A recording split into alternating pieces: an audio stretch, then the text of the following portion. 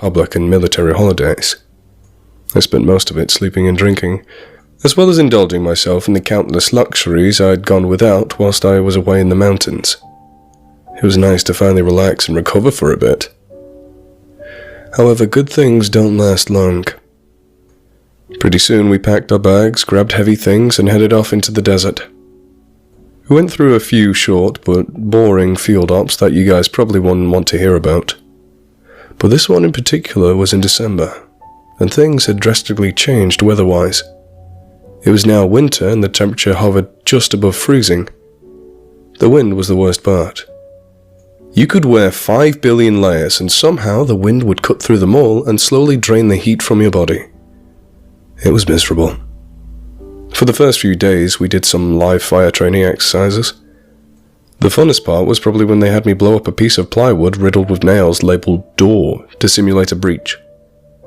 Except someone cut the time fuse on the charge a little too short and it went off just as I'd gotten behind cover. The riflemen flooded in through the smoke and dust blindly and cleared the objective of those evil paper targets. It was great. Our next destination after that was a giant ghost town in the middle of the desert. Now get this. It's extremely detailed and built to simulate a real city in the Middle East. When we got there, it was pretty dark and the streetlights were on. We quickly grabbed our packs and found a vacant building to set up in. It was pretty creepy because there were paintings on the wall, furniture in every room, and there were even detailed things like old computers or treadmills, with power outlets. It was as if they quite literally copy and pasted an entire town into the desert. Hundreds upon hundreds of buildings, complexes, bazaars, churches, everything. Being out of the wind and given a few hours to sleep, I figured I could get some solid rest in before the training scenario started the next day. Nope. All through the night, I was awoken by a constant banging noise. I figured that the wind had picked up and there was just a loose shutter or door somewhere nearby. Great. I finally had enough and put in the foam ear protection that we had to wear when we shoot. That worked, and I slept like a log for the rest of the night. The next morning we started the day just as the sun was coming up.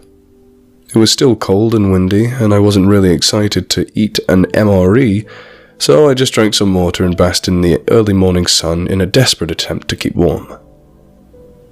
Pretty soon, our next task was explained to us. For the next few days, we would build a small base in one of the houses and send patrols out into the city to look for insurgent fighters, played by Marines. There would be civilian actors playing out roles like mayor, local religious leader, police chief, and so forth. Then we were given some annoying laser tag system for our body and our rifles. Our rifles would fire a laser every time we fired a blank round, and if we were shot by another laser, the laser tag system would start beeping loudly and repeat our status, injured or dead. It all sounded pretty cool actually. We picked a pretty large 3-story building next to a road and began fortifying our defenses. First, we surrounded the entire perimeter with tons of barbed wire. Then, we blocked off all exits with sandbags and furniture except for one. There was only one way to get in, and it was right in front of a machine gun that we had set up on the above floor. We blocked all the windows on the 3rd floor and the stairs to get there with furniture, just in case they decided to climb in somehow. They weren't allowed to anyway. It was a well-built defense, and we were proud. No one should be able to sneak in. During the night, my squad went out to patrol and look for bad guys, while one squad slept and another squad defended our compound. All I can say is that it was super creepy and exhausting. We must have walked for around 2 hours, and maybe made it halfway through the town. When we finally got back from our uneventful patrol, we were told to sleep for a few hours. Sure enough, I started to hear that damn banging. This time it was louder. It was like a dull thud on an old iron door. Slowly and methodically, it never missed a beat. A few of us agreed that we would find out what the hell was making the noise and put an end to it on our next patrol.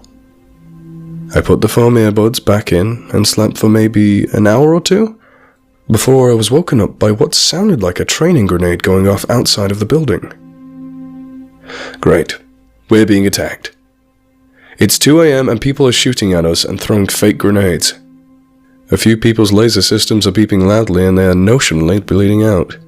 The rest of us are shooting out of the windows and calling out targets. The machine gun above me is raining hot brass down the stairs. It was honestly great fun.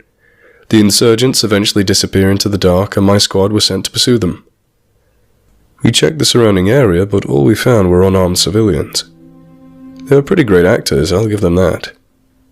I felt extremely immersed in the situation when they told us that they would only give us information if we gave them some guns to protect themselves. Not gonna happen.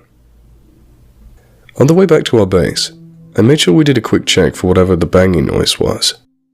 We tracked the noise to a building that wasn't very far from our little base. Maybe 2 houses over? But it was blocked from our view. Here's the weird thing. 3 of the windows and doors were covered with sheet metal and bolted shut. When we got close, the banging had stopped, but we all knew it was coming from that building specifically. Unable to do anything, we went back and posted up on various positions to pull security so that the other squad could rest. I got the short end of the stick and ended up on the window facing the direction of the building. Before I relieved the guy standing there, I asked him if he'd heard the noise from the building. He nodded and said he's heard it all night. I felt like Edgar Allan Poe listening to The Raven, slowly going mad by myself. Somewhere in my dreamy stupor, I postulated that somehow one of the surgeons had snuck their way into the building and were pulling some kind of psyops on us with banging away all night. Just as I had passed this up, the banging stopped, and I looked like an idiot. Pretty soon the sun came up. The rest of the day was pretty uneventful. We set up a few checkpoints and interacted with the locals, gave them water, asked them about the insurgents, etc. Typical roleplay fun. Once the sun set, we were again harassed by the insurgents, but this time it was a little less fun, because I'd slept maybe 3 or 4 hours in the last few days. It was over in 10 minutes and another squad went out looking for them. I sat down to try and get a quick nap. And the banging started right back up again. I was getting pretty damn irritated at this point, so I insisted to head out with a few guys to check the surrounding buildings. The building with the banging had no way of getting in, so I got creative and thought maybe there was a tunnel. We went around to each house and kicked all the rugs around like some terrible guests and boom, we found a hatch. Now we were told not to enter any of the tunnels because the fans they used for ventilation were no longer functional. They told us that we could suffocate, but I didn't really think we would use up all the oxygen in just a few minutes. So we made the decision to go down. We dropped down and it was absolutely pitch black, so we turned on our flashlights and proceeded forward to the end of the tunnel. As we got closer to the ladder, we heard something similar to the sound you hear when you turn a really old television on. Kind of like a mix between that and when your ears start ringing. All of the hair on my body stood up. There was a slight tinge of fear creeping up on me, but I decided to ignore it and start climbing the ladder. I opened the hatch and immediately began clearing the pitch black room. Nothing. I moved towards the stairs whilst the rest of the guys flowed in. At first, I thought it was something breathing hard from the exertion, but now I was sure of it. I could hear the faintest whisper of someone saying, "We're in here," coming from upstairs somewhere. We moved tactically up the stairs in pairs and began clearing out the rooms. When we got to the end of the hallway, there was something that looked like a kid's room, and I went in. Nothing. Then the batteries on my flashlight started to fade. Impossible. I'd just replaced them today and they don't drain that fast. I think it was either the closet or the corner, but I heard what sounded like a little girl's laugh. More like a giggle. I ran straight the hell out of that room and I was met with several what the fucks. Someone nervously asked if that was me. I said no, it wasn't, and I made the executive decision that we were all getting the fuck out of there. All of us were nearly panicking at this point, but we tried to keep it together long enough to get the fuck out of that house. We started to make our way back down the stairs when we heard the laughing again. As we approached the hatch, we noticed that now, of all times, there was tons of furniture stacked on top of it. Desks, wardrobes, couches, even a microwave. Pretty soon our flashlights all faded out slowly, and we all scrambled towards the pile of shit. The rest of the flashlights died out. Everyone panicked and started blindly throwing and shoving things out of the way.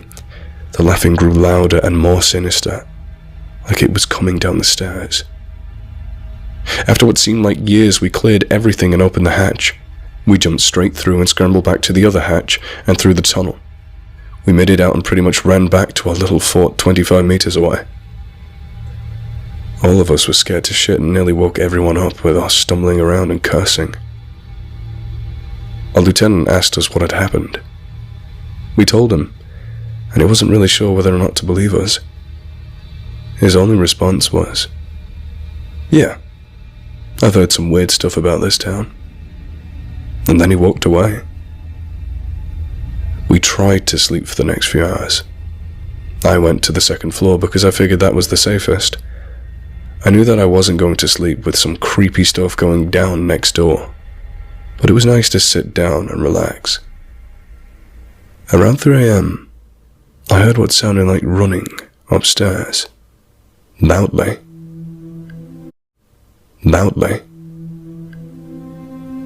Now, this is impossible because we blocked off the stairs to the third floor with desks and couches so no one would be able to access it from the roof. A few guys were woken up and sent to go upstairs to clear it out. Absolutely nothing. None of the furniture had even been moved. I didn't sleep at all that night. In the morning, the townspeople began rioting outside of our compound. It was peaceful at first, but then someone with a backpack detonated an imaginary IED despite our best efforts. As soon as it went off, we took fire from pretty much everywhere, and a lot of us were killed. We were told to go to the first aid station all the way across the city to get revived. I felt like a zombie from the lack of sleep and countless patrols. Once we were revived, we were told that our mission had changed. We were no longer on the defensive, but we would be clearing out a sector of the town as part of a larger force. This would be our final event, and then we would be able to go home. We got maybe an hour of sleep before the sun went down, and the offense started. It was pretty easy at first, until we started to take contact from various buildings. We cleared most of them and didn't find anyone except for a few open hatches. We sat around and held security while they figured out what to do. Logically, the people in charge of us concluded that the insurgents must have escaped through the tunnels, even though everyone was told not to use them. Cursing under my breath, our squads broke off and I followed my fearless leaders into one of the tunnels. It was pretty simple, but much longer this time. When we had got to the very end, we climbed the ladder and tried opening the hatch, but it wouldn't budge. Awesome. We headed back the direction we came, and just as my cynical self predicted, the hatch we entered through was stuck also. A few of the stronger guys attempted to muscle it open, but it was like someone had put a huge boulder on top of it. We tried our radios, but they weren't working, so we sort of started banging on the hatch. Nothing. A few guys started panicking, but all I wanted to do was go to sleep. So I sat down and accepted my fate as I reconsidered if I made the right decisions in life. I was never claustrophobic, but I was starting to feel like I was. Guys were still banging loudly, and I started to filter them out. Maybe 5 minutes later, we heard someone banging on the hatch. We knocked back. They banged again, Someone yelled, "We're in here!" We waited a few seconds for a response. But what we got back still haunts me to this day.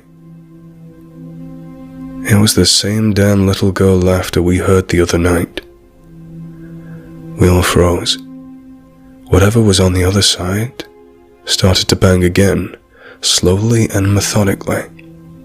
It felt like I was in a torture cell. I tried my best to drown out the sound and think about anything else. No one dared to knock again. It must have been 2 or 3 hours, I don't remember, but it felt like an eternity before we heard footsteps from above. Everyone held their breath and listened. We heard some furniture being shifted and a few curse words that quickly gave away their identity. Other Marines. Finally. Soon the hatch was opened, and before we were all even out of the tunnel, we were getting absolutely chewed out to shreds. Multiple higher-ups yelling and cursing. The guys in charge of us were threatened with some punishments, but I personally was relieved to be yelled at. It beat being stuck in there. From what I heard, they noticed that we weren't part of the assault and assumed we were put out of game. They didn't realize until after they had regrouped that we were still missing. They got our last known location from one of the other squads who had entered the other tunnels near us and backtracked their way to us. I'm glad that someone remembered we were here because a lot of the buildings had the same damn paint job. Following that incident, it was nearly morning time and we hung out until trucks came to pick us up and took us back to our base. That was easily one of the more terrifying experiences because being buried alive scares the hell out of me to this day. Unfortunately, I myself only managed to take one picture. There's an album of pictures from a certain article if you're interested. There's also a lot of information about the range itself, 1,500 plus buildings, 1,866 feet of tunnels, and $170 million spent, etc.